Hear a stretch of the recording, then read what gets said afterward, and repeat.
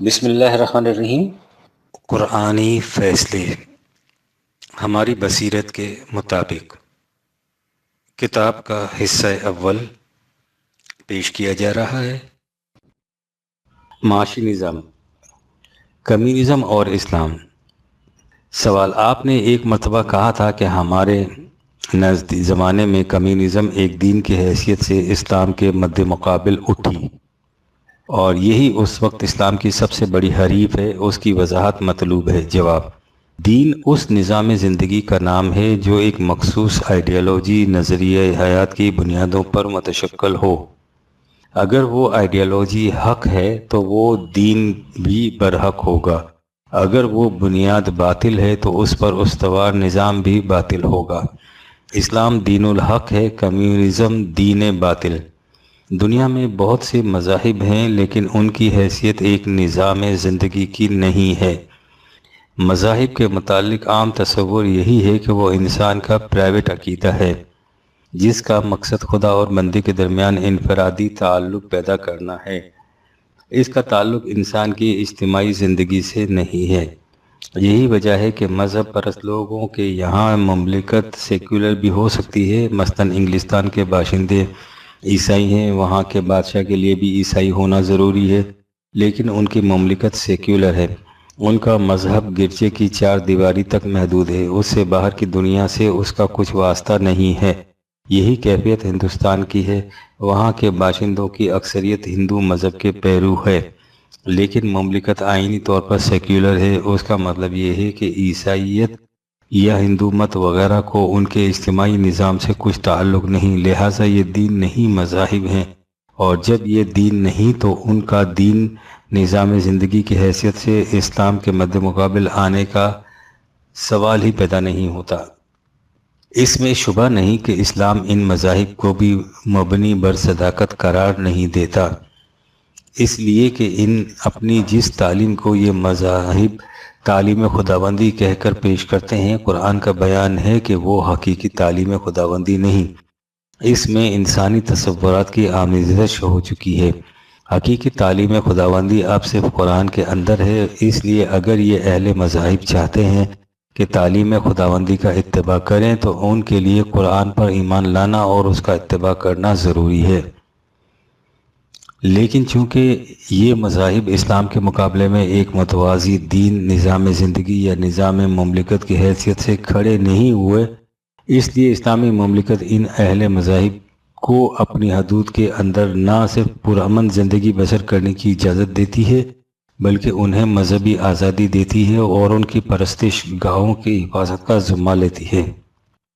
Communism کی position in سے بالکل مختلف ہے۔ وہ ایک فلسفہ حیات یا نظریہ زندگی آئیڈیالوجی پیش کرتی ہے اور اس آئیڈیالوجی کی بنیادوں پر ایک اجتماعی نظام متشکل کرتی ہے۔ اس اجتماعی نظام میں اس آئیڈیالوجی کو ایمان کی حیثیت سے تسلیم کیا جاتا ہے، یعنی یہ نہیں ہو سکتا کہ ایک شخص کمیونزم کی آئیڈیالوجی پر ایمان نہ لائے لیکن اس کے معاشی نظام کو تسلیم کر لے تو اسے کمیونسٹ تصور کر لیا جائے گا۔ قطعاً نہیں، وہ کمیونسٹ برادری کا ممبر نہیں ہو سکتا۔ کمیونزم اسے اپنے دائرے میں داخل نہیں سمجھے گی۔ اس کے لیے ضروری ہے کہ وہ کمیونزم کی آئیڈیالوجی پر ایمان لا کر اس کے اجتماعی نظام کو صحیح تسلیم کریں۔ اس سے ظاہر ہے کہ کمیونزم کی پوزیشن نہ تو ایک مذہب کی سی ہے جس میں آئیڈیالوجی عقیدے کو اجتماعی نظام زندگی سے کچھ واسطہ نہیں ہوتا، اور نہ ہی وہ ایک سیکولر نظام مملکت ہے جو افراد مملکت کے مذہب و نظریے سے کچھ تعلق نہیں رکھتا۔ اس کی حیثیت بالکل دین کی سی ہے جس میں نہ آئیڈیالوجی نظام اجتماعی سے الگ ہوتی ہے اور نہ ہی نظام اجتماعی آئیڈیالوجی سے جدا ہوتا ہے۔ اس میں ایمان و عمل کا چولی دامن کا ساتھ ہوتا ہے۔ اب آئیے آئیڈیالوجی کی طرف۔ اسلام کی آئیڈیالوجی کے اہم عناصر یہ ہیں۔ نمبر 1، انسان صرف اپنی طبعی جسم سے عبارت نہیں، اس میں طبعی جسم کے علاوہ ایک اور شے بھی ہے جسے قرآن روح خداوندی کہہ کر پکارتا ہے اور جسے بغرض تعارف انسانی ذات کہا جاتا ہے۔ انسانی جسم کی مشینری طبعی قوانین کے تابع چلتی رہتی ہے، اور جب یہ مشینری چلنے سے بند ہو جاتی ہے تو انسان کا خاتمہ ہو جاتا ہے۔ لیکن انسانی ذات نہ تو طبیعی قوانین کے تابع ہے اور نہ ہی جسم کی موت سے انسان کا خاتمہ ہو جاتا ہے۔ اس کی زندگی اس کی طبیعی موت کے بعد بھی آگے چلتی ہے، اسے اخروی زندگی کہا جاتا ہے۔ نمبر 2، جس طرح انسان کی طبیعی زندگی کے لیے قوانین مقرر ہیں، اسی طرح اس کی ذات کی نشو و نما کے لیے بھی قوانین متعین ہیں۔ یہ قوانین خدا کی طرف سے بذریعہ وحی ملتے ہیں۔ وحی حضرات انبیاء کرام کی وساطت سے دوسرے انسانوں تک پہنچتی ہے۔ اب یہ وحی اپنی آخری اور مکمل شکل میں قرآن کے اندر محفوظ ہے۔ وحی کی روح سے عطا شدہ قوانین کو مستقل اقدار کہا جاتا ہے۔ دین نام ہے اس نظام حیات کا جو ان مستقل اقدار کی حدود کے اندر گھرا ہو۔ وہ نظام ان حدود کا پابند بھی ہوتا ہے اور ان کی حفاظت بھی کرتا ہے۔ ان سے تجاوز کرنا تو ایک طرف، وہ ان میں کسی قسم کا تغیر و تبدل بھی نہیں کر سکتا۔ نمبر 4، انسان کے ہر عمل حتیٰ کہ اس کے دل میں گزرنے والے خیالات تک کا اثر اس کی ذات پر مرتب ہوتا ہے۔ اس کو اعمال کا نتیجہ کہتے ہیں۔ بالفاظ دیگر، انسان اپنے اعمال کے نتائج سے کسی صورت میں بھی بچ نہیں سکتا، خواہ وہ اس دنیا میں سامنے آ جائیں یا حیات اخروی میں۔ اسے قانون مکافات عمل کہا جاتا ہے، جو عمل وحی کے مقرر کردہ مستقل اقدار کے مطابق ہوگا۔ اس کا نتیجہ خوشگوار ہوگا، جو ان کے خلاف ہوگا وہ انسان کے لیے مضرت رساں ہوگا۔ یہ ہے مختصر الفاظ میں وہ آئیڈیالوجی جس پر دین اسلام یعنی اسلامی نظام اجتماعیہ کی عمارت استوار ہوتی ہے۔ کمیونزم کی آئیڈیالوجی اس کی بالکل ضد اور نقیض ہے۔ اس کی روح سے انسان صرف اس کے طبیعی جسم کا نام ہے، اس سے زیادہ کچھ نہیں۔ موت سے انسان کا خاتمہ ہو جاتا ہے۔ خدا، وحی، رسالت، مستقل اقدار، حیات آخرت وغیرہ عقائد سب فریب ہیں۔ چونکہ انسان نام ہے اس کی طبیعی زندگی کا، اس لیے انسان کے سامنے مسئلہ صرف روٹی کا ہے۔ اس سے آگے کوئی مقصد حیات نہیں۔ جس طریق اور جس ذریعے سے یہ مقصد حاصل ہو جائے وہ نہ صرف جائز بلکہ مستحسن ہے، جو اس کی راہ میں حائل ہو وہ ناجائز اور مذموم۔ مارکس کے الفاظ میں اخلاقیات، مذہب، مابطبیعیات اور دیگر تمام تصورات سب کے سب حقیقی آزادی کے دشمن ہیں۔ اس لیے لینن نے نوجوانوں کو مخاطب کرتے ہوئے اپنی ایک تقریر میں کہا تھا کہ ہم ان تمام اخلاقی حدود اور شرائع کی مذمت کرتے ہیں جو کسی معقول الفطرت عقیدے کا نتیجہ ہوں۔ اشتراکیین کا اخلاق و شریعت تو صرف اس قدر ہے کہ ڈکٹیٹر کی قوت کا بقا اور استحکام کس صورت سے ہو سکتا ہے، اس کے خلاف جو کچھ ہے سب ناجائز ہے۔ چنانچہ جماعتی مفاد کی خاطر جرائم کا ارتکاب، دروغ بانی، فریب دہی عین حق و صداقت ہے۔ یہ ہے وہ آئیڈیالوجی جس پر کمیونزم اپنے اجتماعی نظام کی عمارت استوار کرتی ہے۔ لہذا دین اشتراکیت دین اسلام کی ضد اور اس کا حریف ہے۔ یہی وہ حقیقت ہے جس کی طرف اشارہ کرتے ہوئے اقبال نے کہا ہے: دین پیغمبر حق و ناشناس، بر مساوات شکم دار اساس۔ اقبال نے مارکس کو پیغمبر، لیکن پیغمبر حق ناشناس اور اشتراکیت کو دین سوچ سمجھ کر کہا ہے۔ یوں ہی شاعری نہیں کہ اس کی اسی نظم کا پہلا شعر ہے: صاحب سرمایہ از نسل خلیل، یعنی پیغمبر بے جبرائیل۔ یعنی کتاب سرمایہ دی کیپٹل کا یہودی مصنف کارل مارکس پیغمبر بے جبرائیل تھا۔ ایسے دین باطل کا موجد جس کی بنیاد وحی خداوندی پر نہیں تھی، باطل پر تھی۔ میرا خیال ہے کہ ان تصریحات سے آپ نے سمجھ لیا ہوگا کہ جب میں نے کہا تھا کہ ہمارے زمانے میں کمیونزم ایک دین کی حیثیت سے اسلام کے مقابلے میں اٹھی ہے تو اس کا مطلب کیا تھا، اور میرے اس فکرے کا مفہوم کیا ہے جسے میں اکثر دہرایا کرتا ہوں کہ نہ کوئی کمیونسٹ مسلمان ہو سکتا ہے اور نہ کوئی مسلمان کمیونسٹ۔ کمیونسٹ ایک ایسے دین کا قائل ہے جو اسلام کی ضد ہے، اس لیے اس دین کا ماننے والا مسلمان کیسے ہو سکتا ہے؟ اسی طرح اسلام کا پیرو کمیونسٹ کیسے ہو سکتا ہے؟ لیکن کمیونزم اور اسلام کے اس قدر کھلے ہوئے تضاد کے باوجود لوگ بالعموم ایک غلط فہمی میں مبتلا ہو جاتے ہیں۔ اسلام نظام سرمایہ داری کا دشمن ہے اور کمیونزم کا معاشی نظام بھی سرمایہ داری کے نظام کا حریف ہے۔ اس سے بے سطح بین لوگ کہنے لگ جاتے ہیں کہ اسلام اور کمیونزم ایک ہی ہے، وہ نہایت لطیف فریب ہے جس کی طرف اقبال نے یہ کہہ کر اشارہ کیا تھا، زان کا حق اور دھک در باطل او مضمرست۔ کارل مارکس سے باطل میں حق پوشیدہ ہے، یعنی اس کا دین نظام حیات تو باطل ہے، لیکن اس باطل میں ایک عنصر ایسا بھی ہے جو حق ہے، یعنی نظام سرمایہ داری کی مخالفت۔ اس لیے لوگ اس سے دھوکہ کھا جاتے ہیں۔ یہی وہ حقیقت تھی جس کی وضاحت کے لیے حضرت علامہ نے کہا تھا، بیشویت اور خدا اسلام، یعنی کمیونزم کے معاشی نظام کو اگر وہی خداوندی قرآن کی اقدار کے تابع رکھ دیا جائے تو وہ اسلامی نظام ہو جاتا ہے، جس طرح اگر سیاست میں جمہوری نظام شرعیت کو وہی خداوندی قرآن اقدار کی حدود کے اندر رکھ لیا جائے تو وہ اسلامی نظام ہو جاتا ہے۔ لیکن ہمارے یہاں ایک اور قسم کا دھوکہ عام ہو رہا ہے، وہ یہ کہ جو ہی کسی نے اسلام کے معاشی نظام کا نام لیا، مخالفین نے جھٹ سے اس پر کمیونسٹ کا لیبل لگا دیا۔ حالانکہ یہ ظاہر ہے کہ جس طرح آپ ایک کمیونسٹ یعنی وہی خداوندی سے انکار کرنے والے کو مسلمان نہیں کہہ سکتے، اسی طرح آپ ایک مسلمان وہی خداوندی پر ایمان رکھنے والے کو کمیونسٹ نہیں کہہ سکتے۔ میں نے کمیونزم اور اسلام کے اس بنیادی فرق کو اس مقام پر مختصر الفاظ میں پیش کیا ہے۔ اگر آپ اس کی تفصیل دیکھنا چاہتے ہیں تو میری کتاب سلیم کے نام خطوط جلد اول میں 8ویں اور 9ویں خط کا مطالعہ کیجیے۔ میری تصنیف نظام ربوبیت اور انسان نے کیا سوچا میں معاشیات سے متعلق باب بھی اس موضوع پر کافی معلومات بہم پہنچا سکتے ہیں۔ یہاں تک میں نے ان ہر دو نظام حیات، اشتراکیت اور اسلام کے اصولوں سے بحث کی ہے، لیکن ان کا حقیقی فرق وہاں جا کر اجاگر ہوتا ہے جہاں ان کا مقصود و منتہا سامنے آتا ہے۔ جہاں تک معاشی نظام کا تعلق ہے، دونوں کا مقصد یہ ہے کہ لوگوں کی بنیادی ضروریات زندگی پوری ہوتی رہیں، لیکن کمیونزم ایک فرد کی انفرادیت، انڈیویجولیٹی یا اس کی ذات کو کچل کر اسے روٹی دیتی ہے، اور اسلام اسے اس لیے روٹی کی فکر سے آزاد کرتا ہے کہ وہ اپنی ذات یا انفرادیت کی نشو و نما اطمینان سے کر سکے۔ اقبال کے الفاظ میں، آن خدا نان دہد جان دہد، ای خدا نان دہد جان برت۔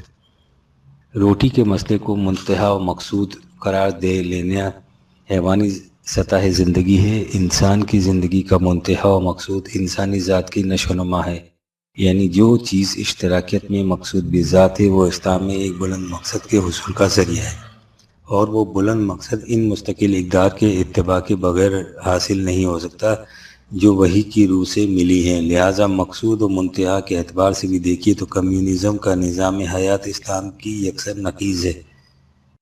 اشتراکی نظریہ زندگی اور اسلام۔ ذیل کا خط بغور ملاحظہ فرمائیے۔ بندہ 1 سال سے آپ کی تصنیفات کا مطالعہ کر رہا ہے اور طلوع اسلام بھی برابر زیر نظر ہے۔ آپ نے قرآن حکیم کی تفہیم جس نہج پر وچار کی ہے، اپنی نوعیت میں بالکل منفرد ہے۔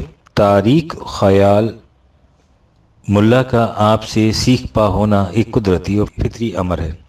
آپ نے ثابت کیا ہے کہ قرآن حکیم نظام ربوبیت کا داعی ہے، اور حضرت علامہ اقبال مرحوم کا کلام بھی آپ کے ہم نوا ہے، چونکہ نظام ربوبیت اپنے خواص میں انقلابی فطرت کا ہے اور ملا ازم فطرتاً اس کی ضد ہے۔ بقول کسے ہرگز مگو کہ شیخ شعود اہل انقلاب باور مکن کے ہست در عالم غراب سرخ۔ پرویز صاحب، نظام ربوبیت سے جو آپ کی غایت ہے وہ بالکل درست ہے، لیکن ذرائع حصول میں مجھے اختلاف ہے، لہٰذا اپنے سوال کا جواب بتوسل طلوع اسلام چاہتا ہوں۔ اگر جواب مذہبی عقیدت مندی کے جذبات سے ہٹ کر مدلل اور تاریخی وجوب حقائق کا حامل ہو تو میرے لیے زیادہ مؤثر و مسکت ہوگا۔ قدیم اشتراکی نظام سے لے کر آج تک تدریجی ادوار میں ارتقائی قوانین قدرت جاری و ساری ہے۔ مادی تاریخ ان ادوار کا تعین کرتی چلی آ رہی ہے۔ مذہب کی دخیل کاری نے مادی تاریخ کے مادی تقاضوں سے ٹکر لی اور ایک مخصوص خطے میں ایک ایسے معاشرے کی تشکیل کی جو سراسر اپنی فطرت کے لحاظ سے اس وقت مادی دور سے جو اس زمانے کا طبعی تاریخی دور تھا الگ تھلگ تھا۔ یہ پیغمبر اسلام کی بے پناہ روحانیت کا کرشمہ تھا اور تاریخی عجوبہ جو ایک معجزے کی حیثیت رکھتا ہے۔ لیکن شارع اسلام کے رخصت ہوتے ہی چند ماہ یا سال کے اندر یہ اسلامی نظام جو تاریخی لحاظ سے قبل از وقت تھا ختم ہو گیا اور مستثنیات واقعات کی تعریف میں جگہ پا گیا۔ وہ لوگ جنہوں نے اپنے رسول پاک سے بنفس نفیس تربیت پائی تھی اور قیصر و کسریٰ کو اس واسطے ختم کیا تھا کہ یہ غیر صالح نظام کے نمائندہ ہیں، چند ہی روز کے بعد اس غیر صالح نظام کے شہنشاہ بن کر جلوہ نما ہوئے اور تاریخ کا تیز رو دھارا اسی سمت میں ہی بہتا رہا جس سمت سے اس کو غیر طبعی طور پر موڑنے کی کوشش کی گئی تھی، کیونکہ تاریخ کے ارتقائی مادی تقاضے ہی تاریخ سے عبارت ہیں۔ یہ امر بالکل غیر طبعی اور غیر فطری ہے کہ بچہ جب پیدا ہوتے ہی بڑھاپے کی عمر میں پہنچ جائے اور شیر خوارگی، بچپن، عنفوان شباب اور کہولت کے دوروں سے گزرے ہی نہ۔ ایسا ہونا ناممکنات سے ہے، کیونکہ انسان کو ان تمام ارتقائی منزلوں سے گزرنا پڑتا ہے اور وہی نیاہی یہی ارتقائی قوانین انسانی معاشرے میں بھی موجود ہیں۔ ہمیں منزل بمنزل ایک دور سے دوسرے دور میں داخل ہونا پڑتا ہے، جیسے برف کو پانی اور پانی کو بھاپ میں تبدیل ہونے کے لیے انقلابی عمل سے گزرنا پڑتا ہے، اور ان تینوں یعنی برف، پانی اور بھاپ میں اصل ہستی پانی کی ہے، جس نے مختلف مدارج میں پہنچ کر اپنی اصل ہستی کو فنا نہیں کیا ہے بلکہ اپنے خواص اور صورت نوعیہ میں تبدیلی پیدا کر لی ہے۔ بینیاہی اسی طرح یہ کاروان زندگی ابتدا میں پھسل کر اور رینگ کر چلتا ہے، آہستہ آہستہ تاریخی عوامل کے تھپیڑوں کو سہنے کی اپنے اندر قابلیت پیدا کرتا ہے، یعنی تنازع للبقاء کی قوتیں بڑھتی جاتی ہیں اور اس کے اندر روانی پیدا ہو جاتی ہے، اور اس طرح یہ کارواں اور تاریخی ارتقائی مراحل طے کرتا ہے، اور اب یہ ایٹم اور برقیات کے دور میں ہے۔ پانی کی طرح زندگی کے ان مختلف قافلوں کی اصل بھی مادی تاریخ ہی ہے، جو مختلف دوروں میں اپنی صورت نوعیہ اور خواص تبدیل کرتی جا رہی ہے۔ اگر کسی سوسائٹی یا مذہب کے خیالات کا رجحان ترقی پسندانہ ہوتا ہے اور وقت کے ساتھ ساتھ اپنے ان اعمال و افعال کی تجدید بھی کرتا جاتا ہے جو نئی مادی تقاضوں کا ساتھ نہیں دے سکتے، تو ایسا نظام ترقی پسندانہ معاشرہ کہلاتا ہے۔ مادی تاریخ کے یہ سائنٹیفک اصول ہیں جن کو نہ ماننا حقیقت کا منہ چڑھانا ہے۔ اب سوال یہ سامنے آتا ہے کہ کیا ہم جدلی تاریخ کے سائنٹیفک مطالعے کے بغیر مادی تقاضوں اور عوامل کا درست تجزیہ کر سکتے ہیں، اور صرف مذہبی پیشوا اس قابل ہیں کہ اپنے مذہبی علوم کے سہارے سے تاریخ کا پہیہ ہمیشہ آگے کو لے جائیں؟ ایسا ہرگز نہیں۔ ان کی تاریخ رجعت پسندانہ تاریخ ہے۔ آئین نو سے ڈرنا، رسم کون پر اڑنا، منزل یہی کٹھن ہے قوموں کی زندگی میں، چونکہ پیغمبر کا ہر فعل خواہ وہ وقتی تقاضے کی مصلحت پر مبنی ہو، مذہب کی اصطلاح میں سنت کہلاتا ہے، جس کو ترک کرنا مذہب کی اصطلاح میں کفر تصور کیا جاتا ہے، خواہ پیغمبر کے اس فعل کی افادیت صرف وقتی طور پر ہو اور بعد کے حالات میں اس فعل پر عمل کرنا سراسر ناقابل عمل ہو۔ جیسا کہ حضرت ابو بکر کو ان کی خلافت کے عہد میں یہ مشورہ دیا گیا کہ آپ خزانہ عامرہ کو ہر شام خالی نہ کر دیا کریں بلکہ خزانے کو باقاعدہ جمع کریں، اور کارکنان حکومت کی باقاعدہ ماہانہ تنخواہ مقرر فرمائیں، تو آپ نے جواب دیا کہ میں سنت رسول کے خلاف نہیں کر سکتا۔ بہرحال یہ ایک امر واقعہ ہے کہ پیغمبر اسلام جن خطوط پر معاشرے کی تشکیل چاہتے تھے وہ نہ ہوا، اور معاشرہ مادی تاریخ کے عوامل کی سنت کا پیروکار رہا، اور مذہبی پیشواؤں نے اس وقت کے صاحب اقتدار طبقے کی خواہشات کے مطابق جواز نکالنے کا کام سنبھال لیا، جو آج بھی جاری ہے۔ محترم پرویز صاحب، آپ اس بستی یعنی پاکستان میں واحد شخص ہیں جو فرماتے ہیں کہ الارض للہ اور نظام ربوبیت قائم ہونا چاہیے۔ دوسری طرف شرق تا غرب تمام مولوی صاحبان یک زبان آپ کے خلاف تکفیر کے فتوے دیتے ہیں۔ ان میں سے بعض تو اسلام کا ماحصل صرف 4 نکاحوں تک جانتے ہیں، لیکن جماعت اسلامی کے امیر اسلام کا نام لے کر جاگیرداری نظام کا جواز نکالتے ہیں، اور اپنی کتاب سود حصہ دوم میں فرماتے ہیں، 1 مربع گز سے لے کر اگر کسی شخص کے قبضے میں اس قدر رقبہ ہو جس کی کوئی حد ہی مقرر نہ ہو، اگر جائز طریقے سے قابض ہے تو شریعت کی روح سے درست ہے، لیکن آپ فرماتے ہیں کہ زمین اللہ کی ہے، اس پر کسی کی ملکیت نہیں ہے۔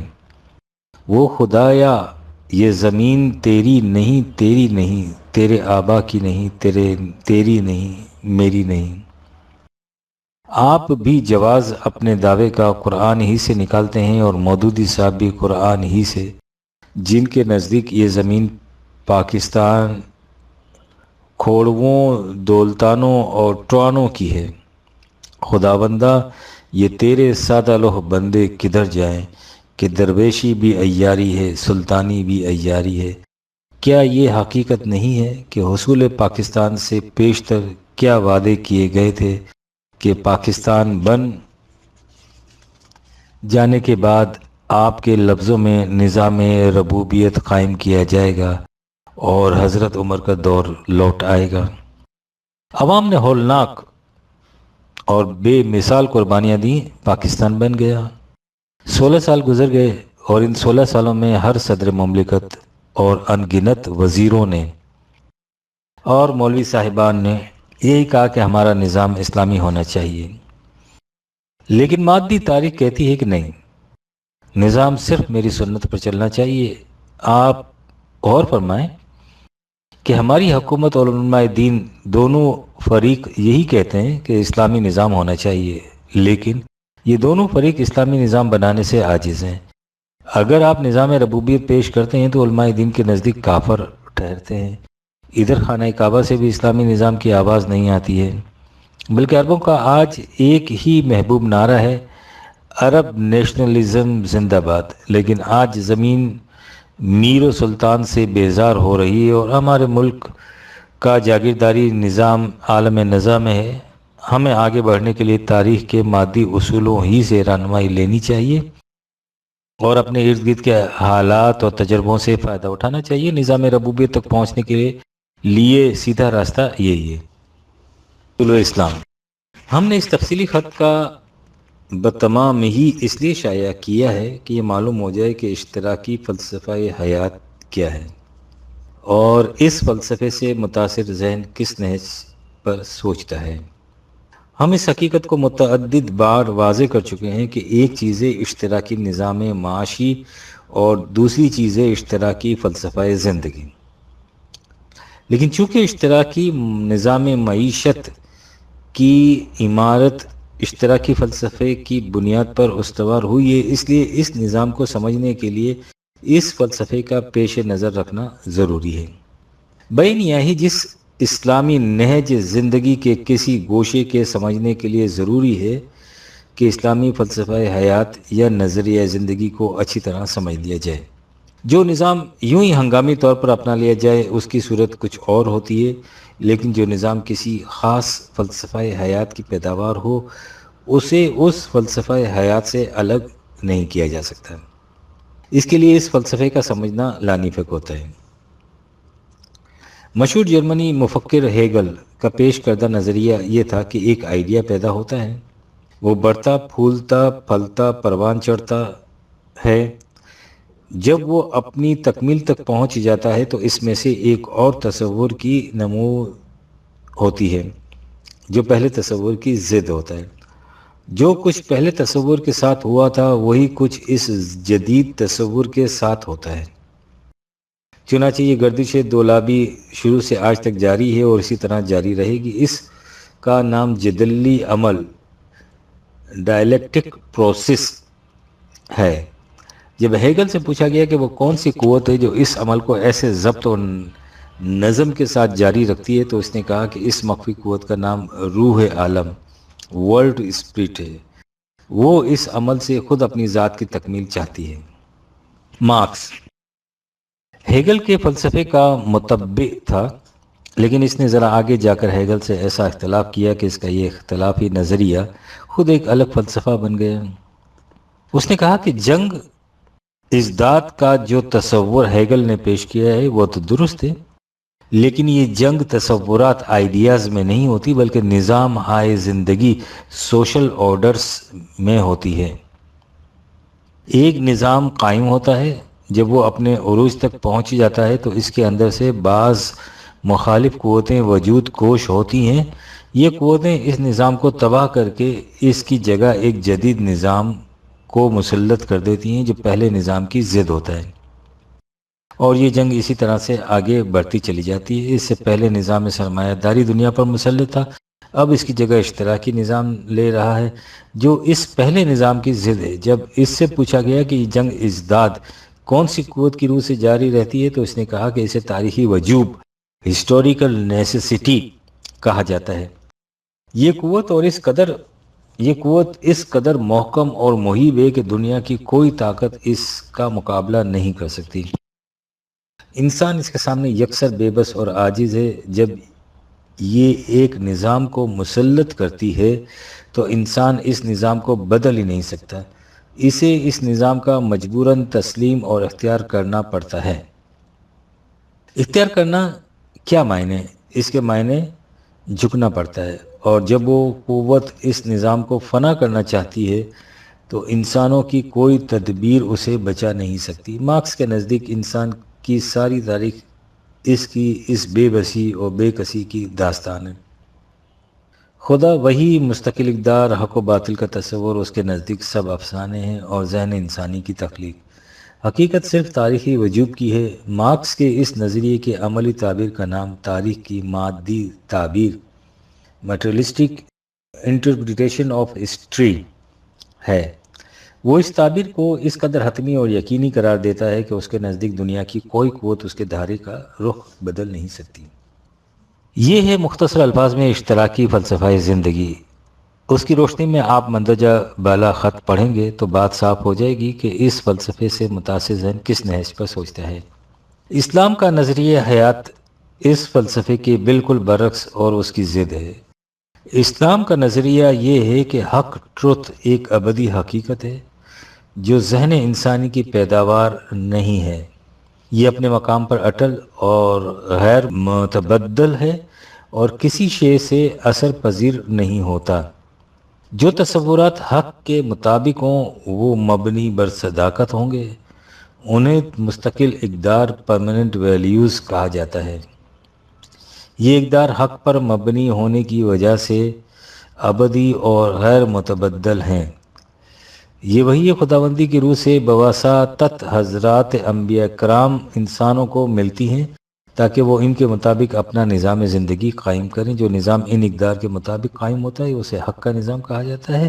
اس نظام کی عملی شکل زمانے کی ضرورتوں کے لحاظ سے بدلتی رہتی ہے، لیکن جن بنیادوں پر استوار ہوتا ہے ان میں کوئی تبدیلی نہیں آ سکتی۔ جو تصورات مستقل اقدار کے خلاف ہوں انہیں باطل کے تصورات کہا جاتا ہے جو حق کی نقیض ہے۔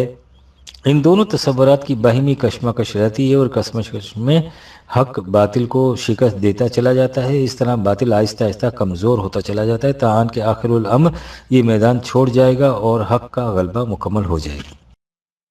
حق اور باطل کی یہ کشمکش خدا کے کائناتی قانون کی روح سے جاری ہے، لیکن چونکہ اس قانون کی رفتار ہمارے حساب و شمار کی پیمائش کے مطابق بہت سست ہوتی ہے، لیکن خدا کا ایک ایک دن قرآن کے الفاظ میں ہزار ہزار بلکہ 50,000 ہزار سال کے برابر ہوتا ہے۔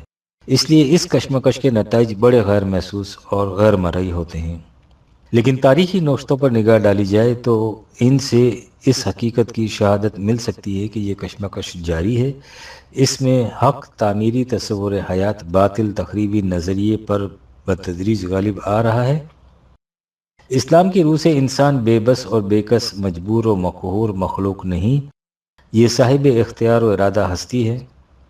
اسے اس انتخاب چوائس کی قوت دی گئی ہے کہ وہ اپنا نظام حق کے مطابق قائم کرے یا باطل کے مطابق۔ جب انسانوں کی کوئی جماعت حق کے مطابق نظام قائم کرتی ہے تو اس کے تعمیری نتائج مرتب ہونے کی رفتار بہت تیز ہو جاتی ہے، اتنی تیز کہ کائناتی قانون کی رفتار سے جو نتائج صدیوں میں جا کر محسوس شکل میں سامنے آتے ہیں وہ اس رفتار کی روح سے دنوں میں سامنے آ جاتے ہیں۔ انسانی تاریخ میں یہ ادوار خواہ ان کی مدت کتنی ہی مختصر کیوں نہ ہو نشان منزل کی حیثیت رکھتے ہیں، اس لیے کہ حق و باطل کی یہ کشمکش تاریخی وجوب کی اندھی قوت کی روح سے جاری نہیں، یہ خدائے علیم و حکیم کے متعین کردہ پروگرام کے مطابق جاری ہے، جس کی روح سے کائنات بالحق اور بامقصد پیدا کی گئی ہے، اور وہ ایک خاص منزل کی طرف رواں دواں یعنی جاری ہے۔ جب انسان حق کے مطابق نظام قائم کرنے کی کوشش چھوڑ دیتے ہیں تو وہ حق پھر کائناتی رفتار سے آگے بڑھنا شروع ہو جاتا ہے۔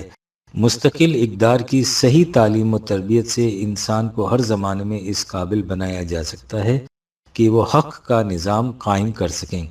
تاریخ کے جن درخشندہ ادوار کی طرف ہم نے اوپر اشارہ کیا ہے وہ ادوار تھے جن میں انسانی جماعتوں کو اس قابل بنایا گیا تھا۔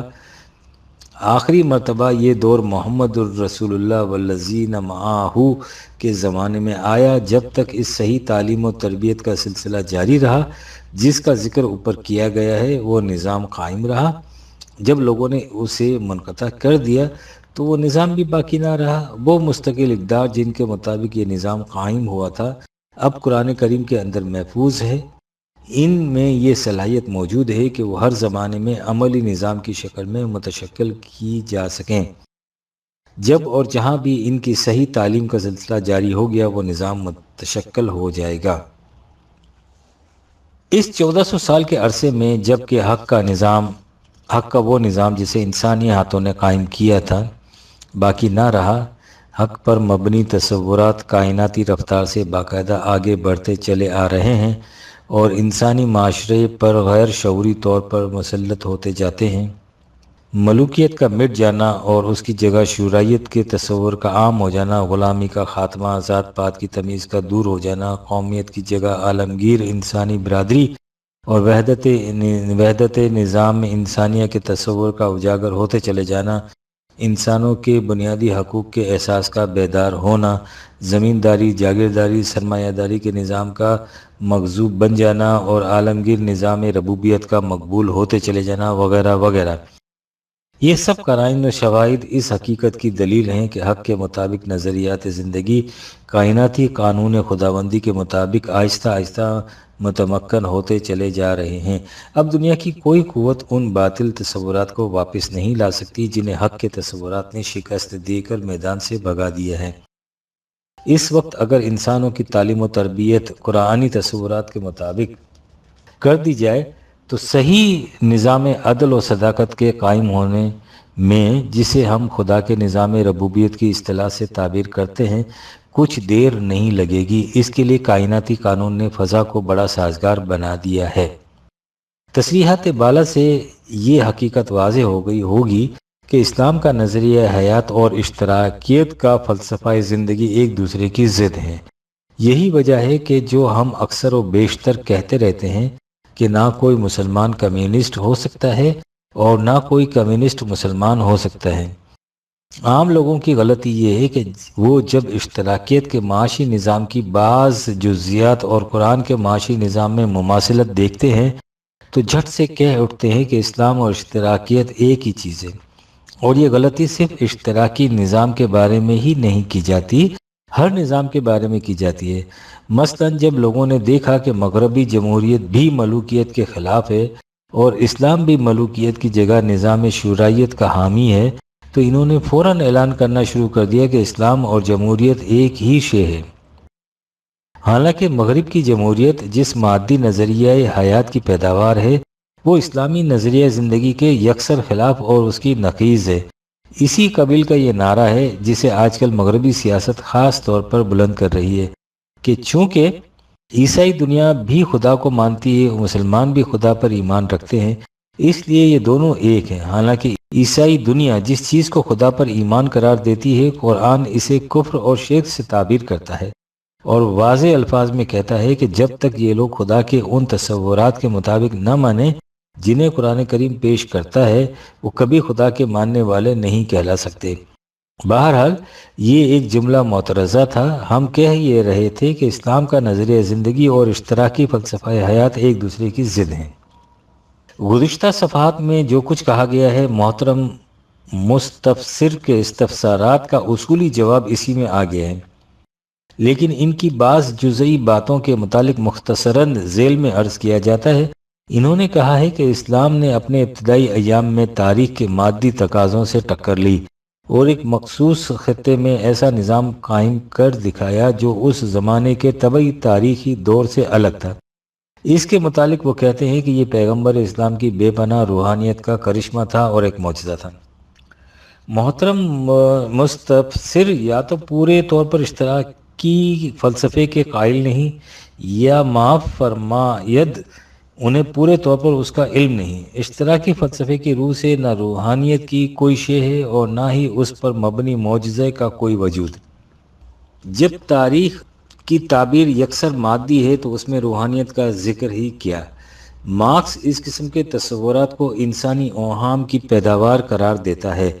پھر یہ چیز بھی قابل غور ہے کہ جب تاریخی وجود کی قوت ایسی بے پناہ ہے کہ دنیا کی کوئی طاقت اس کے دھارے کو نہیں روک سکتی، دنیا کے کسی ایک خطے ہی میں صحیح اور تھوڑے سے وقت کے لیے ہی صحیح، جب اس دھارے کا رخ موڑ دیا گیا اور اس کے رغم ایک اور نظام قائم کر کے دکھا دیا گیا، تو وہ بنیاد ہی منہدم ہو گئی جس پر اشتراکی فلسفے کی عمارت استوار ہوتی ہے۔ حقیقت یہ ہے کہ ذرا عام روش سے ہٹ کر سوچا جائے تو یہ بات ابھر کر سامنے آ جائے گی کہ جسے تاریخی وجوب کہا جاتا ہے اس کی اصل ہی کچھ نہیں۔ وہ تو قرآن کے الفاظ میں ان ناموں میں سے ایک نام ہے جنہیں تم یا تمہارے آباء و اجداد نے وضع کر لیا تھا۔ محض ایک نام، تاریخ انسانی کے اختیار و ارادہ اور اعمال و کردار کی داستان کا نام ہے۔ اسے ایک ایسی محیب قوت سمجھ لینا جس کے سامنے انسان بے دست و پا اور محکوم و مقہور بن کر رہ جائے، پتھر کو دیوتا بنا لینے والی بات ہے۔ مارکس نے خدا سے انکار کیا اور اس کا مذہب اسے جس خدا کا پرستار بنانا چاہتا تھا وہ خدا تھا ہی اس قابل کہ اس سے انکار کیا جاتا۔ اس خدا سے اس نے انکار کیا اور حقیقی خدا کا تصور اس کے سامنے کسی نے پیش نہیں کیا۔ نتیجہ یہ کہ اس کے ذہن میں خلا پیدا ہو گیا، لیکن چونکہ خلا کا قائم رہنا ناممکنات سے ہے، اس لیے اس خلا کو پورا کرنے کے لیے ایک خدا وضع کرنا پڑا۔ یہ خدا ہے، تاریخی وجود جو محض ایک موہوم نام ہے، اس کی اصل و حقیقت کچھ بھی نہیں۔ کوئی کمیونسٹ آج تک یہ نہیں سمجھا سکا کہ تاریخی وجود ہے کیا، نہ ہی خود مارکس کے ہاں اس کی تشریح ملتی ہے۔ باقی رہا کہ جو نظام رسول اللہ نے قائم فرمایا تھا وہ تھوڑے عرصے کے بعد جاری کیوں نہ رہا، سو اس کے متعلق گزشتہ صفحات میں مختصراً بتایا جا چکا ہے۔ تفصیلاً دیکھنا ہو تو سلیم کے نام خط کی تیسری جلد میں وہ خط دیکھیے جس کا عنوان ہے اسلام آگے کیوں نہ چلا۔ اس مقام پر اتنا اور بتا دینا ضروری ہے کہ جو نظام نبی اکرم نے قائم فرمایا تھا وہ نہ معجزہ تھا نہ روحانیت کا کرشمہ تھا، وہ اس پروگرام کا فطری نتیجہ تھا جسے قرآن نے اس نظام کے قیام کے لیے تجویز کیا ہے، یعنی صحیح و تعلیم و تربیت سے مستقل اقدار کی اہمیت کو اس قدر دلوں میں جاگزی کر دینا کہ وہ انسانی زندگی کا نصب العین بن جائیں اور اس طرح انسان ان کے تحفظ کی خاطر ہر قسم کی مادی قربانی کے لیے بطیب خاطر تیار ہو جائے۔ اس پروگرام پر جب بھی عمل کیا جائے گا اس کا نتیجہ وہی برآمد ہوگا جو نبی اکرم کے زمانے میں پیدا ہوا تھا۔ یہ بھی واضح رہے کہ قرآن کریم نے اس نظام کے اصول دیے ہیں جو غیر متبدل ہیں، اس کی جزیات خود متعین نہیں کی، انہیں ہر زمانے کے انسانوں پہ چھوڑ دیا گیا ہے کہ وہ انہیں اپنے حالات کے مطابق خود متعین کریں۔ اس لیے محترم مستفسر کا یہ سمجھنا کہ کسی ایک زمانے کے متعین کردہ جزیات بھی ہمیشہ کے لیے غیر متبدل رہیں گی، قرآنی تصور نظام سے ناواقفیت پر مبنی ہے۔ خود نبی اکرم کے جانشینوں خلفائے راشدین کے زمانے میں کئی ایک جزیات میں سے جو اللہ علیہ رہنے دی گئیں تو اس لیے کہ اس میں سے کسی تبدیلی کی ضرورت نہیں سمجھی گئی۔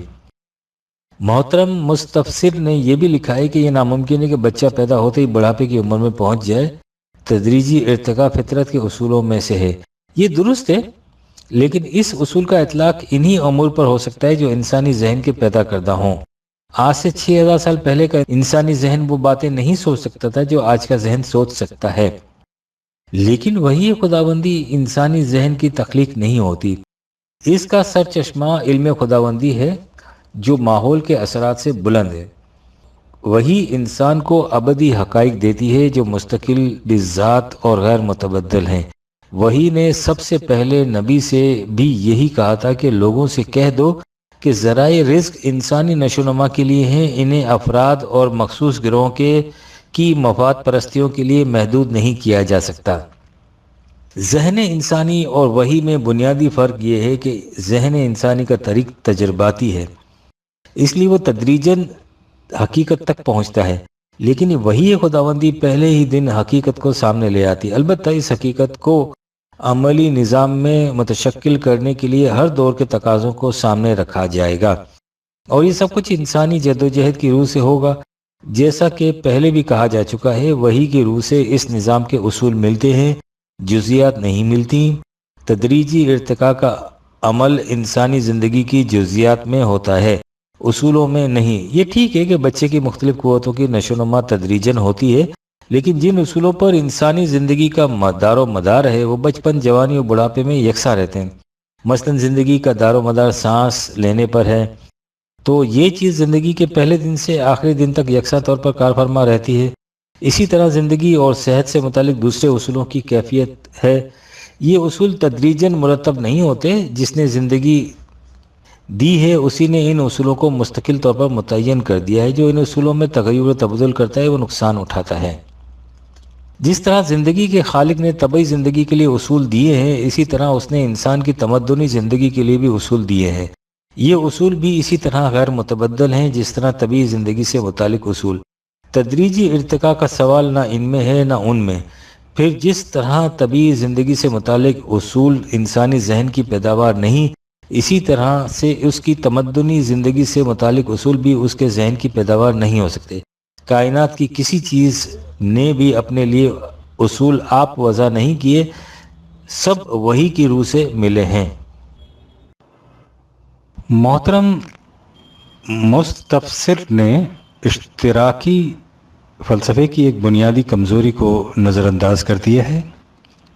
سوال یہ کہ جب مثلاً تاریخی وجوب کی روح سے اب وقت آ گیا ہے کہ سابقہ نظام میں سرمایہ داری کی جگہ اشتراکی نظام دنیا پر مسلط ہو جائے، تو اس کے لیے نہ کسی جدوجہد کی ضرورت ہے نہ کد و کاوش کی حاجت۔ تاریخی وجوب کی بے پناہ قوت اس جدید نظام کو خود بخود مسلط کر دے گی۔ دنیا کی کوئی طاقت اس کے دھارے کے سامنے روک بن کر کھڑی نہیں رہ سکتی۔ یہ اس خس و خاشاک کی طرح بہا کر لے جائے گی۔ جب صورتحال یہ ہے تو پھر اشتراکی ممالک اشتراکیت کو پھیلانے اور مسلط کرانے کے لیے اس قدر نال بر آتش کیوں رہتے ہیں؟ یہ اس قدر پروپیگنڈے کا طوفان، مختلف ممالک میں دہشت پسند جماعتیں، سرمایہ دارانہ نظام کے حامل سلطنتوں کے خلاف سرد اور گرم جنگ کا سلسلہ، اس قدر سپاہ، اتنا عظیم سامان جنگ، ایٹمی بم وغیرہ وغیرہ کس مقصد کے لیے ہے؟ کیا تاریخی وجوب اس قدر کمزور ہو چکی ہے کہ اسے ان سہاروں کی ضرورت پڑ رہی ہے؟ اور ضرورت پڑ رہی ہے ان انسانوں کے مقابلے کے لیے جو اشتراکی فلسفے کے مطابق نہایت بے بس اور مجبور ہیں۔ اس فلسفے کی دوسری کمزوری یہ ہے کہ مثلاً آج کل جدلی جنگ کی روح سے اشتراکی نظام کے مسلط ہونے کی باری ہے۔ سوال یہ ہے کہ اس کے بعد جب اسی جنگ کے مطابق اشتراکی نظام کی ضد دوسرے نظام یعنی سرمایہ داری کے مسلط ہونے کی باری آئے گی تو اس وقت اس فلسفے کے معتقدین کا طرز عمل کیا ہوگا؟ ظاہر ہے کہ اس وقت انہیں نظام سرمایہ داری کا حامی ہونا پڑے گا اور اشتراکی نظام کے خلاف وہی کچھ کرنا ہوگا جو وہ اس وقت نظام سرمایہ داری کے خلاف کر رہے ہیں۔ اس وقت وہ تمام لٹریچر جس میں نظام سرمایہ داری کو نوع انسان کے لیے لعنت قرار دیا گیا ہے نظر آتش کر دینا پڑے گا، اور وہ تمام دلائل جو اس وقت نظام اشتراکی کے حق میں دیے جاتے ہیں خود ان کی تردید کرنی پڑے گی۔ اس وقت سب سے بڑا سرمایہ دار سب سے زیادہ مستحق تبریک و تہنیت قرار دیا جائے گا۔ پھر اسی نقشے کو ذرا پیچھے کی طرف الٹیے۔ موجودہ دور سے پہلے نظام سرمایہ داری تاریخی وجوب کے تقاضے کے عین مطابق تھا۔ سوال یہ ہے کہ آپ اس دور کے سرمایہ پرستوں کو موجب لعنت و ملامت کیوں قرار دیتے ہیں؟ ان کی شان میں قصائد کیوں نہیں لکھتے؟ آپ اس مذہب کو افیون کیوں قرار دیتے ہیں جو اس وقت اس نظام کی تائید کرتا تھا؟ آپ دیکھتے ہیں کہ آپ کا طرز عمل کس طرح فلسفہ وجوب تاریخی کے خلاف ہے۔ اگر آپ اس فلسفے کو فی الواقع سچا سمجھتے ہیں تو آپ کو سابقہ دور کے سرمایہ پرستوں کی مدح میں قصیدے پڑھنے چاہیے کہ انہوں نے تاریخی وجوب کا ساتھ دیا تھا، نیز اس زمانے کے مذہب کو سچا مذہب قرار دینا چاہیے جس نے تاریخی وجوب کی تائید کی تھی۔ اسی طرح آپ کو اس دور کے بعد بھی اس مذہب کو حق و صداقت کا مذہب سمجھنا چاہیے تھا جو نظام سرمایہ داری کی تائید کرے، کیونکہ اس وقت تاریخی وجوب کا یہی تقاضا ہوگا۔ آپ مذہب پرست طبقے کے متعلق کہتے ہیں کہ وہ عقل و فکر سے کام نہیں لیتے، آنکھیں بند کیے اپنے معتقدات پر جمے رہتے ہیں، اور جو شخص ان کے خلاف کچھ کہے اس کے پیچھے پڑ جاتے ہیں۔ اس کا نام آپ کے نزدیک مذہبی جنون فینیٹیسزم ہے۔ سوال یہ ہے کہ آپ جو مانتے ہیں کہ نظام اشتراکیت بہترین نظام ہے تو کیا آپ اس نتیجے پر عقل و فکر کی روح سے پہنچے ہیں؟ ہرگز نہیں۔ یہ محض اتفاق ہے کہ آپ اس دور میں پیدا ہوئے جب تاریخی وجوب کی روح سے اشتراکی نظام کی باری آئی۔ آپ نے اس نظام کی تائید شروع کر دی۔ اگر آپ چند صدیاں پہلے پیدا ہوتے تو تاریخی وجوب کے معتقد کی حیثیت سے آپ نظام سرمایہ داری کو عین حق و صداقت کے مطابق نظام قرار دیتے۔ سوچئے، یہ مذہبی جنون نہیں تو اور کیا ہے، اور جنون بھی اس شدت کا کہ جو شخص آپ کے اس عقیدے سے متعلق نہیں ہے آپ اسے زندہ رہنے کا حق تک دینے کے لیے تیار نہیں ہیں۔ اس کے مقابلے میں دین خداوندی کو دیکھیے کہ اس نے پہلے دن سے ایک نظام ربوبیت کو حق و صداقت کا نظام قرار دیا اور آج تک اسی کو حق و صداقت کا نظام قرار دیے چلا جاتا ہے اور ہمیشہ تک اسے حق و صداقت پر مبنی نظام قرار دے گا۔ آپ سوچئے کہ جو لوگ اس نظام کے معید ہیں ان کا موقف علم و بصیرت اور دلائل و براہین پر مبنی سمجھا جائے گا یا تاریخی وجوب کے معتقدین کا جنہیں ہر دور میں اپنے سابقہ موقف کے خلاف کہنا اور کرنا پڑے گا؟ یہ فرق ہے وحی خداوندی اور انسانی ذہن کے وضع کردہ نظریہ حیات میں۔ محترم مستفسر یہ بھی کہتے ہیں کہ اسی قرآن سے پرویز صاحب نظام ربوبیت ثابت کرتے ہیں اور اسی سے مودودی صاحب نظام سرمایہ داری کی تائید لاتے ہیں۔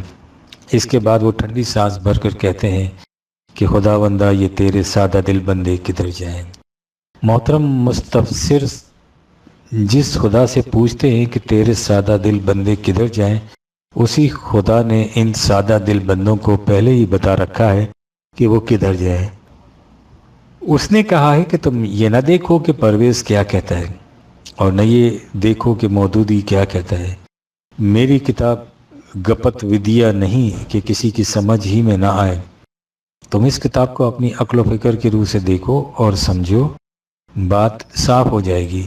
اسی سے یہ بات بھی واضح ہو جائے گی کہ مسلمانوں کے ممالک میں اس وقت کیا ہو رہا ہے۔ اور جو کچھ ہو رہا ہے اس کی ذمہ داری قرآن کی تعلیمات پر ہے یا انسانوں کے خود ساختہ مذہب پر جسے بدقسمتی سے اسلام کا نام دے دیا گیا ہے؟ محترم مستفسر نے کہا ہے کہ ہمیں آگے بڑھنے کے لیے تاریخ کے مادی اصولوں ہی سے رہنمائی لینی چاہیے اور اپنے ارد گرد کے حالات اور تجربوں سے فائدہ اٹھانا چاہیے۔ نظام ربوبیت تک پہنچنے کے لیے سیدھا راستہ یہی ہے۔ ہم سمجھ نہیں سکے کہ اس سے ان کا مطلب کیا ہے۔ یہ بات اگر وہ اس مذہب پرست طبقے سے کہتے جو نظام سرمایہ داری کو مقدس سمجھتا ہے تو قابل فہم ہوتی، لیکن نظام ربوبیت کے داعیان سے یہ کہنا کچھ سمجھ میں آنے والی بات نہیں ہے۔ ہمارا خیال ہے کہ اس سے ان کی مراد وہ چیز ہے جسے وہ اپنے خط کے شروع میں بیان کر چکے ہیں، یعنی یہ کہ نظام ربوبیت سے جو آپ کی غایت ہے وہ بالکل درست ہے، لیکن ذرائع حصول میں مجھے اختلاف ہے۔ انہوں نے یہ نہیں بتایا کہ ان کے نزدیک اس مقصد کے حصول کے ذرائع کیا ہیں۔ نہ ہی ہمیں ایسا فرض کر لینے کا حق حاصل ہے کہ یہ صاحب واقعی اشتراکی ہیں، اس لیے ان کے پیش نظر وہی ذرائع ہیں جنہیں اشتراکی لیڈر اختیار کرنے کی تلقین کرتے ہیں۔ ممکن ہے ان کے پیش نظر کوئی اور ذریعہ ہو، لیکن جہاں تک اشتراکی نظام کا تعلق ہے اس کے نزدیک اپنے مقصد کے حصول کے جو ذرائع ہیں وہ ہمارے سامنے ہیں۔ لینن اس باب میں کہتا ہے کہ ہم ان تمام اخلاقی حدود اور شرائع کی مذمت کرتے ہیں جو کسی مافوق الفطرت عقیدے کا نتیجہ ہوں۔ ہمارے خیال میں اخلاق کا نظریہ ہمیشہ جماعت کے مفاد کی جنگ کے ماتحت ہونا چاہیے۔ ہر وہ حربہ جو قدیم غاصبانہ نظام معاشرت کے خلاف اور مزدوروں کی تنظیم کی تائید میں ضروری سمجھا جائے عین اخلاق ہے، چنانچہ جماعتی مفاد کی خاطر جرائم کا ارتکاب، دروغ بانی، فریب دہی عین حق و صداقت ہے۔ اب رہا طریقہ کار، سو اس کے متعلق لینن لکھتا ہے کہ سرمایہ داری نظام حکومت کی جگہ اشتراکی حکومت کا برسر اقتدار آ جانا تشدد آمیز انقلاب کے بغیر ناممکن ہے۔ ظاہر ہے کہ اسلام کی روح سے ان ذرائع کا تصور بھی نہیں کیا جا سکتا۔ اخلاقی حدود وہ مستقل اقدار ہیں جنہیں کسی حالت میں بھی نظر انداز نہیں کیا جا سکتا۔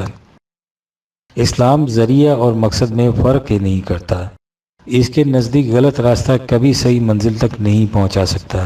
حقیقت یہ ہے کہ نظام ربوبیت بھی اس کے نزدیک مقصود بذات نہیں، بلکہ ایک بلند مقصد کے حصول کا ذریعہ ہے، اور وہ مقصد ہے انسانی ذات کی نشوونما۔ اور انسانی ذات کی نشوونما کی صورت یہ ہے کہ جہاں کوئی مستقل قدر ہاتھ سے چھوٹی، نشوونما رک گئی۔ یہ جو کہا جاتا ہے کہ زندگی کی بعض ضروریات کے لیے جھوٹ بولنا شرعاً جائز ہی نہیں بلکہ واجب ہے، تو یہ خالص میکیاولی سیاست ہے جسے شریعت خداوندی سے کوئی واسطہ نہیں۔ باقی رہا تشدد کے ذریعے انقلاب لانا، تو قرآن کی روح سے اس طرح فساد تو برپا کیا جا سکتا ہے، انقلاب نہیں لایا جا سکتا۔ اس کے نزدیک خارج میں انقلاب نہیں آ سکتا جب تک انسان کے قلب میں انقلاب پیدا نہ ہو، اور قلب میں انقلاب صحیح تعلیم و تربیت کے ذریعے پیدا ہو سکتا ہے۔ نبی اکرم صلی اللہ علیہ وسلم جو انقلاب لائے تھے تو اس کا ذریعہ تعلیم، کتاب و حکمت ہی تھا۔ اسی سے حضور نے اپنی جماعت کے قلب و نگاہ میں ایسا انقلاب پیدا کر دیا جس سے ان کی نظروں میں زندگی کی اقدار بدل گئیں۔ تشدد کے ذریعے جس قسم کا انقلاب آتا ہے اس کا مزہ خود روس نے چکھ لیا ہے۔ اسٹالن کا دور تشدد کا سخت ترین دور تھا۔ اب روس میں اس دور کے ہیرو اسٹالن کی لاش تک کو اکھاڑ کر پھینک دیا گیا ہے، اور اس دور کے تشدد کی ہولناک داستانوں کو بار بار دہرا کر لوگوں کے دل میں اس کے خلاف نفرت و انتقام کے جذبات بھڑکائے جاتے ہیں۔ حقیقت یہ ہے کہ مادی نظریہ حیات کی روح سے انقلاب کے لیے تشدد کے علاوہ اور کوئی ذریعہ کارگر ہو نہیں سکتا۔ قرآنی نظریہ زندگی کی روح سے احترام انسانیت، انسانی ذات پر ایمان کا بنیادی تقاضا ہے۔ یہ ظلم و استبداد کی قوتوں کی دراز دستیوں کو روکنے کے لیے تو قوت کے استعمال کی اجازت دیتا ہے، نظریہ زندگی کی تبدیلی کے لیے قوت کے استعمال کی اجازت نہیں دیتا، اس لیے کہ قوت کے استعمال سے نظریے میں تبدیلی نہیں آ سکتی۔ یہ تبدیلی یقین کنوکشن سے آتی ہے، اور کنوکشن کی بنیاد دلائل و براہین کی روح سے دل و دماغ کے اطمینان پر ہے۔ اسی کو قرآن کی اصطلاح میں ایمان کہتے ہیں۔ یہی ایمان وہ جذبہ محرکہ انسینٹیو عطا کرتا ہے جو انسان کو اس پر آمادہ کر دیتا ہے کہ وہ خون پسینہ ایک کر کے زیادہ سے زیادہ کمائے اور اس میں سے بقدر اپنی ضروریات کو لے کر باقی سب بطیب خاطر دوسروں کی نشوونما کے لیے دے دے۔ مادی تاریخ انسان کے اندر اس قسم کا جذبہ پیدا کر ہی نہیں سکتی، اور یہی وہ چٹان ہے جس پر اشتراکیت کی کشتی اس بری طرح سے ٹوٹی ہے کہ انہیں اس کی شکست و ریخت کو دنیا کی نگاہوں سے پوشیدہ رکھنے کے لیے وہاں آہینی پردے لٹکانے پڑ گئے ہیں۔ اس کے برعکس جب اسلامی نظام قائم ہوتا ہے تو وہ دنیا بھر کے انسانوں کو دعوت دیتا ہے کہ وہ اس کے مرکز کعبہ میں آئیں، لِیَشْهَدُوا مَنَافِعَ لَهُمْ، اور اپنی آنکھوں سے دیکھیں کہ وہ ان کی نفع بخشیوں کے لیے کیا کچھ کرتا ہے۔ یہ ہے فرق اسلام کے طریقہ کار اور اشتراکیت کے طریقہ کار میں۔ محترم مستفسر نے لکھا ہے کہ اس وقت دنیا کے تمام مسلم ممالک اسلامی نظام کی مخالف سمت کو جا رہے ہیں۔ اس سے یہ ثابت کرنا چاہتے ہیں کہ اسلامی نظام صحیح نہیں ہو سکتا۔ اس نتیجے کے اخذ کرنے کے لیے یہ دلیل جس قدر کمزور ہے وہ ظاہر ہے۔ محترم مستفسر اس سے متفق ہوں گے کہ اس وقت دنیا کی اکثریت اشتراکی نظام کی مخالف ہے۔ کیا وہ اسے ماننے کے لیے تیار ہیں کہ اس سے ثابت ہوتا ہے کہ اشتراکی نظام صحیح نہیں؟ کسی نظام کے صحیح یا غلط ہونے کی یہ دلیل نہیں ہے کہ کتنے لوگ اس کے موافق ہیں اور کتنے مخالف۔ اس بات کے پرکھنے کا صحیح طریق یہ ہے کہ اس نظام پر علم و بصیرت کی روح سے غور کیا جائے اور دلائل و براہین کی روح سے کسی نتیجے پر پہنچا جائے۔ قرآن اپنے ہر دعوے کو علی وجہ البصیرت پیش کرتا ہے اور دلائل کی روح سے منواتا ہے۔ وہ اپنے مخالفین سے بھی یہی کہتا ہے کہ تم اپنے دعوے کی تائید میں دلائل پیش کرو۔ ہمارا دعویٰ یہ ہے کہ قرآن کریم کا پیش کردہ نظام ربوبیت نوع انسان کی منفعت کا ضامن ہے، اور اس کے سوا دنیا کا کوئی نظام یہ نتیجہ پیدا نہیں کر سکتا۔ ہم اپنے اس دعوے کو علم و بصیرت کی روح سے پیش کرتے ہیں، اور اگر کوئی اس سے انکار کرتا ہے تو اس سے ہمارا مطالبہ یہ ہے کہ وہ اپنے دعوے کو علم و بصیرت کی روح سے پیش کریں۔ آخر میں ہم محترم مستفسر کی خدمت میں گزارش کریں گے کہ اسے حسن اتفاق سمجھیے کہ اس وقت آپ کے خیال کے مطابق تاریخی وجود کا تقاضا بھی وہی ہے جس کی طرف قرآن دعوت دیتا ہے۔ سوال اس فلسفہ زندگی کے اختلاف کا ہے جس پر یہ دونوں نظام متفرع ہیں۔ اگر آپ اس نظام کو قرآنی فلسفہ زندگی کی روح سے اختیار کریں گے تو اس سے کم از کم اتنا فائدہ تو ضرور ہوگا کہ کل کو جب تاریخی وجود کی اٹل گردش کے مطابق پھر سے نظام سرمایہ داری کی باری آ گئی تو اس وقت آپ کو یہ خفت نہیں اٹھانی پڑے گی کہ جس اشتراکی نظام کو آپ کل تک نوع انسان کی فلاح و بہبود کا ضامن قرار دیتے تھے، اسے نوع انسانی کی تباہی و بربادی کا موجب ٹھہرنا پڑے۔ قرآن یہ کبھی نہیں کرے گا کہ جس بات کو وہ آج نوع انسان کی منفعت کا موجب بتائے اسے کل کو انسانیت کی تباہی کا باعث قرار دے دے۔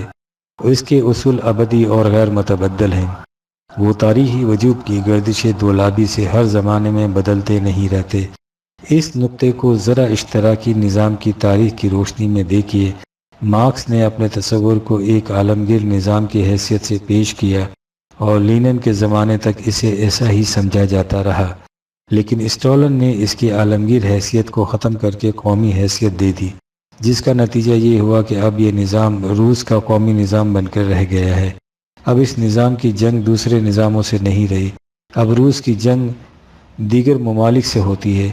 یہی وجہ ہے کہ روس کو انہی سرمایہ دارانہ نظام کے حامل ممالک سے دوستی کے معاہدات کرنے پڑ رہے ہیں جنہیں نظام کے خلاف اشتراکی نظام صدائے احتجاج بن کر اٹھاتا ہے، اور اس کے خلاف ان ممالک سے تعلقات منقطع کرنے پڑ رہے ہیں جو خود اشتراکی نظام کے داعی ہیں۔ یہ نتیجہ ہے مستقل اقدار پر ایمان نہ ہونے کا۔ اس کے برعکس قرآن کریم زندگی کا جو نظام پیش کرتا ہے اس کے بنیادی اصول یہ ہیں کہ ہر انسان محض انسان ہونے کی حیثیت سے واجب التکریم ہے۔ نظام وہی حق و صداقت پر مبنی سمجھا جا سکتا ہے جس کے پیش نظر کسی خاص ملک، خاص قوم، خاص گروہ اور خاص پارٹی کا مفاد نہ ہو، بلکہ پوری کی پوری انسانیت کا مفاد ہو۔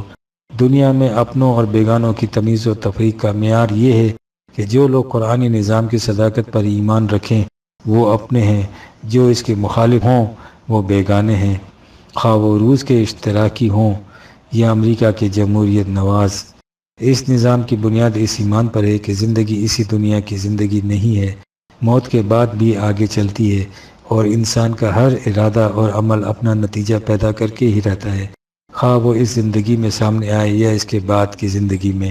اسی تصور کو بالفاظ دیگر یوں بیان کیا جاتا ہے کہ انسان اپنے ہر عمل بلکہ ہر ارادے تک کے لیے خدا کے سامنے جواب دہ ہے۔ یہ اصول غیر متبدل ہیں اور کسی دور کے کسی اسٹالن کو اس کا اختیار نہیں کہ ان میں کسی قسم کی تبدیلی کر سکے۔ ہم پوچھنا چاہتے ہیں جناب مستبصر سے کہ کیا نوع انسان کے امن اور فلاح کا ضامن اس قسم کا نظام ہو سکتا ہے یا اشتراکی نظام؟ جنوری 1964 ء۔